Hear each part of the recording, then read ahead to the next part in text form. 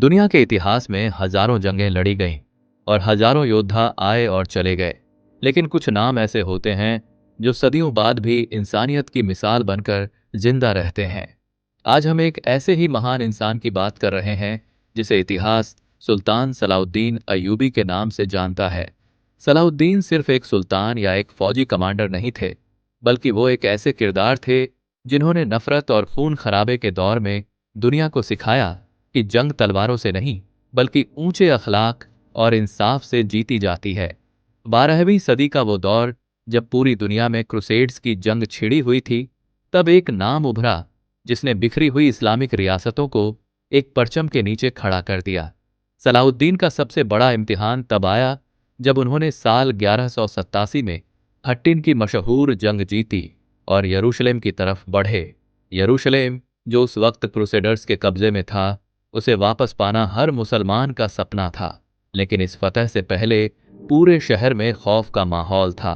शहर के लोगों को याद था कि जब 88 साल पहले क्रूसेडर्स ने यरूशलेम जीता था तो उन्होंने इतना खून बहाया था कि सड़कों पर लाशों के ढेर लग गए थे। लोगों को लगा कि आज सुल्तान सलाउद्दीन भी वही बदला लेंगे। लेकिन जब सुल्तान सलाउद्दीन अय्यूबी ने शहर में कदम रखा तो उन्होंने पूरी दुनिया को दंग कर दिया। उन्होंने बदला लेने के बजाय आम माफी का ऐलान किया।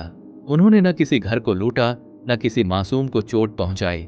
यहां तक कि उन्होंने उन लोगों को भी सुरक्षित शहर से बाहर जाने का रास्ता दिया जो उनके खिलाफ लड़ रहे थे। सुल्तान ने बुजुर्गों, औरतों और बच्चों की हिफाजत के लिए अपनी फौज तैनात कर दी।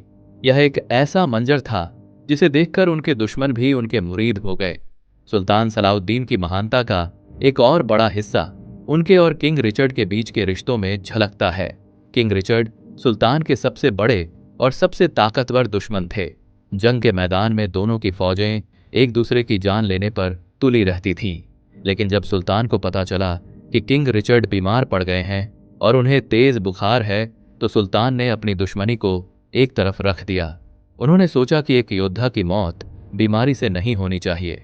उन्होंने अपने सबसे बेहतरीन हकीमों को रिचर्ड के पास भेजा, पहाड़ों से बर्फ मंगवाई ताकि बुखार उतारा जा सके और ताजे फल भेजे ताकि उनकी ताकत वापस आ सके। इतना ही नहीं, जब एक लड़ाई के दौरान रिचर्ड का घोड़ा मारा गया तो सलाउद्दीन ने उन्हें 2 अरबी घोड़े तोहफे में भेजे और कहा कि एक महान राजा को पैदल लड़ना शोभा नहीं देता।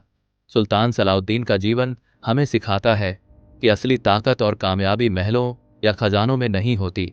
आपको जानकर हैरानी होगी कि जब इस महान सुल्तान का इंतकाल हुआ तो उनके निजी खजाने में सिर्फ चंद सिक्के थे। उन्होंने अपनी पूरी जिंदगी की कमाई और दौलत गरीबों, लाचारों और मदरसों में बांट दी थी। उनके पास अपने कफन तक के लिए पैसे नहीं बचे थे। उन्होंने साबित किया कि एक सच्चा लीडर वही है जो अपनी आवाम की फिक्र करे और अपने दुश्मनों के साथ भी न्याय करे। आज के दौर में जब हम नफरत और जंग की खबरें सुनते हैं तो सुल्तान सलाउद्दीन अय्यूबी की ये कहानी हमें याद दिलाती है कि बहादुरी का मतलब सिर्फ दुश्मन को मारना नहीं, बल्कि उसे अपनी इंसानियत से जीतना है। सलाउद्दीन आज भी न सिर्फ मुसलमानों के लिए बल्कि पूरी दुनिया के लिए एक हीरो हैं, क्योंकि उन्होंने जंग के मैदान में भी अपने उसूलों और अपनी नैतिकता को कभी नहीं छोड़ा। उनका नाम आज भी एक ऐसे सुल्तान के तौर पर लिया जाता है जिसने नफरत के दौर में मोहब्बत और भाईचारे की फसल बोई।